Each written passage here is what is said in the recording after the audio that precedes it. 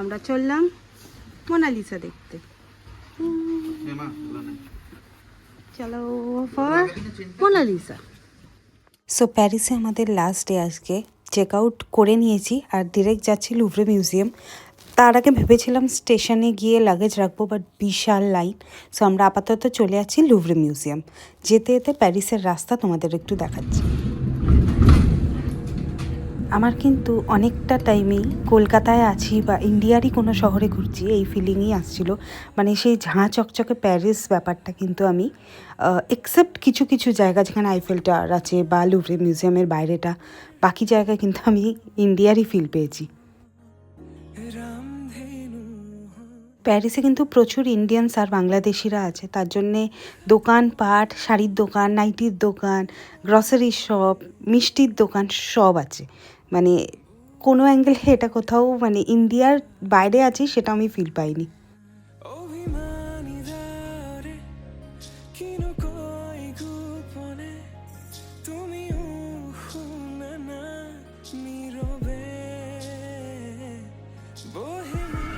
ঠিক বুঝতে পারছি না প্যারিস এসেছি না ইন্ডিয়াতেই, রাদার কলকাতাতে কোথাও ঘুরছি।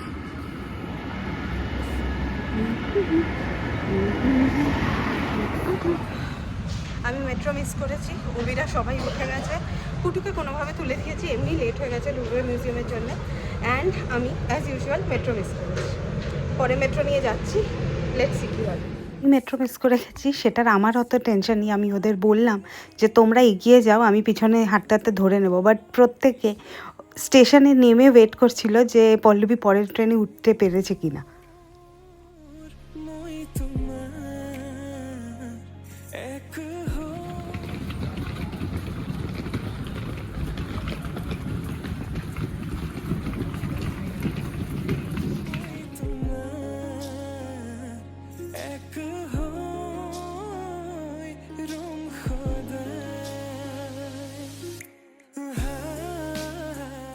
তো সারা বিশ্বের সবথেকে ফেমাস পেন্টিং যেটা মোনালিসা, আজকে ওটা দেখতেই এসেছি। আর লুভরে মিউজিয়াম ইটসেলফ আমি বলবো প্যারিসে যদি কেউ আসে, আমি লাস্ট অপশন রেখেছিলাম আমাদের, বাট এটা ফার্স্ট অপশন হওয়া উচিত আর সারা দিন এটা ঘোরা উচিত।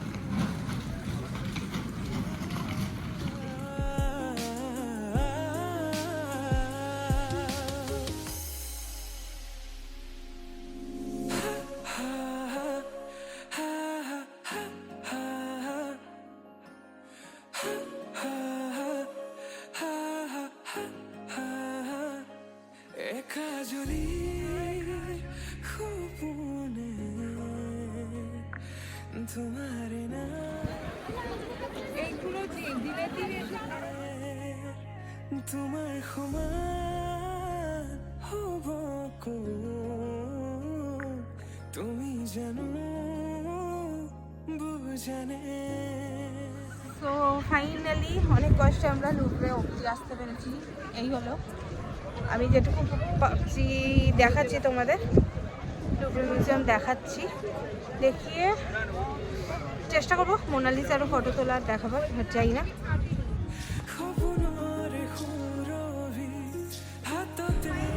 লুভরে মিউজিয়ামে এসে গেছি, প্রচুর ঘোরাঘুরি, মেট্রো মিস সব কিছু করে ফাইনালি আমরা লুভরেতে ঢুকতে পেরেছি। প্রচুর লেট হয়ে গেছে, জানি না কটায় বেরোবো, কটায় ট্রেন ধরবো, বাট লেটস সি, যতটা পারবো আমাদের দেখো।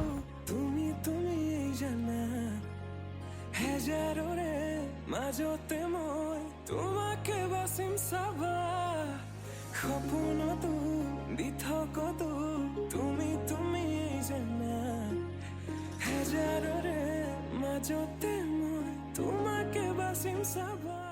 পুরো লুভরে মিউজিয়াম ঘুরে দেখার জন্য কিন্তু সারা দিন লেগে যাবে। এক একটা পেন্টিং অসাধারণ, যেমন এইটা নাপোলিয়নের করোনেশনের একটা পেন্টিং, সেই সময়টা সেই মোমেন্টটাকে ক্যাপচার করা হয়েছে। অসাধারণ পেন্টিংটা, নটরডেম চার্চে করোনেশন হয়েছিল নাপোলিয়ন, প্রত্যেকটা ডিটেলস তোমরা দেখো। আর ইভেন স্কাল্পচার্স আমরা তো সব ঘুরে দেখতে পারিনি বিকজ হাতে টাইম ছিল না, বাট আমি নেক্সট টাইম আবার ভিজিট করতে চাই প্রত্যেকটা স্কাল্পচার ভালো করে দেখার জন্য।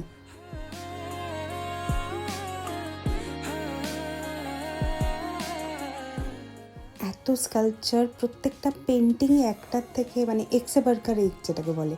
এবার জানি না সব থেকে ফেমাস যেটা মোনালিসা, ওইটা এখনও দেখা হয়নি, ওটার দিকেই যাচ্ছি। ওটা কি এগুলোর থেকেও সুন্দর? মানে এত হাইপ কেন, সেটা দেখার জন্যই এগোচ্ছি।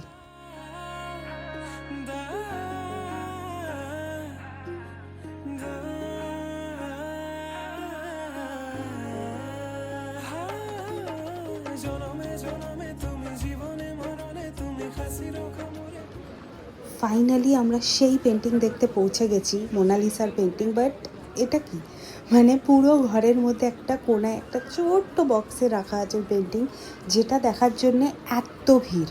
মানে আমি অনেস্টলি রুটিকে নিয়ে ওই ভিড়ের মধ্যে ঢোকার চেষ্টা করিনি, বাট আমি সাইড থেকে তোমাদেরকে একটু দেখাতে চাই যে এক্স্যাক্টলি কী দেখার জন্যে এই ভিড়, আর এত ভালো ভালো পেন্টিং ছেড়ে এই পেন্টিং দেখার জন্য এরকম লাইন।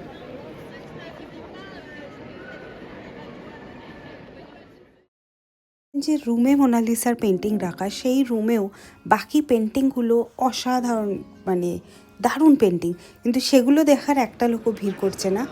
সিলিং, মানে পাতি একটা সিলিংয়ের কারুকার্যটা তোমরা দেখো, কিন্তু সে ভিড় কিন্তু ওই মোনালিসা দেখার। জানি না কেন আমার ওভার হাইপ লেগেছে। প্রবলেম হচ্ছে লেখা -2 -1, এখানে কিন্তু 2 আর 1, তো খুব কনফিউজিং। একটু সময় নিয়ে আসতে হবে, এখানে ঘুরতে গেলে কিন্তু সারা দিন লেগে যাবে। আমরা ফার্স্ট অফ অল লিফট খুঁজতে আর এন্ট্রি এক্সিট ঠিক করে বুঝতেই আমাদের টাইম লেগে যাবে। মোনালিসা দেখাচ্ছিল, দেখে নিয়েছি, আর কিছু সেরকম দেখতে পাচ্ছি না, বেরিয়ে যাচ্ছি। ও কান্নাকাটি করছে, প্রচুর ভিড়। So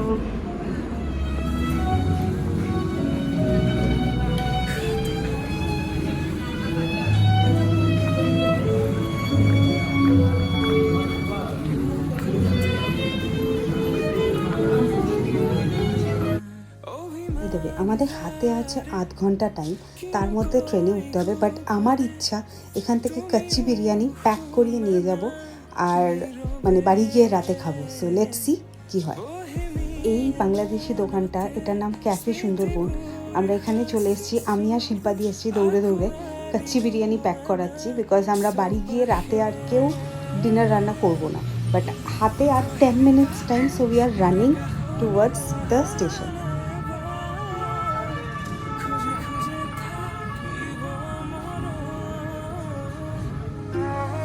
10 minutes, but pastry shop দেখে দাঁড়িয়ে পড়েছি, কিছু পেস্ট্রিজ কিনে নিলাম। তো আমরা প্রচুর লেট হয়ে গেছি, 20 মিনিট পর আমাদের ট্রেন। আমরা তাও গেছিলাম, পেস্ট্রি নিলাম খাওয়ার জন্য। এখন ট্রেনে খেতে খেতে যাবো পেস্ট্রি, প্যাটিস, প্লাস বাড়ি গিয়ে খাবো, তার জন্য কাচ্চি বিরিয়ানি, সব কিছু করেছি। এখন দৌড়াচ্ছি ট্রেনের জন্য। অভিরা ওই দিক থেকে, ওরা আমাদের সাথে আসেনি, ওরা ট্রেন অবধি পৌঁছাবে কিনা জানি না। আলটিমেটলি ট্রেন পাবো কিনা জানি না। তো দেখতে থাকো, ব্লগের এন্ড অবধি জানিয়ে দেবো তোমাদের। বাট ইয়েস, আর বেশি টানবো না ব্লগটা। কোথা দিয়ে আসছি?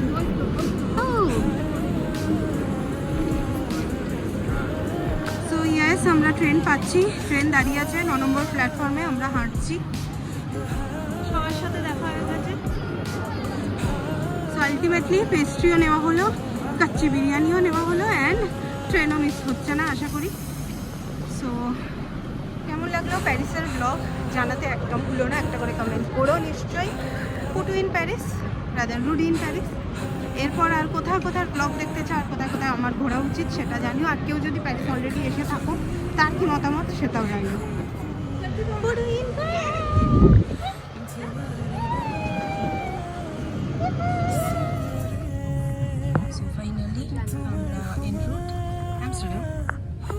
আমরা বাড়ি ফিরছি, হারলাম চলে যাচ্ছি, অ্যান্ড ইয়েস সাকসেসফুল। বাড়ির জন্য ট্রেন পেয়ে গেছি, মিস হয়নি। আর আমরা পেস্ট্রি খেতে খেতে, প্যাটিস খেতে খেতে,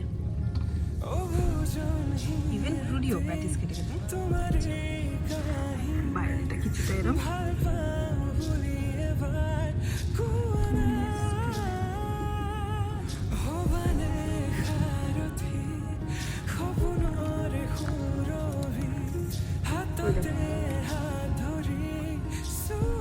ব্লগ এখানেই শেষ করছি। কেমন লাগলো নিশ্চয়ই জানি, লাইক, শেয়ার, সাবস্ক্রাইব করতে ভুলো না।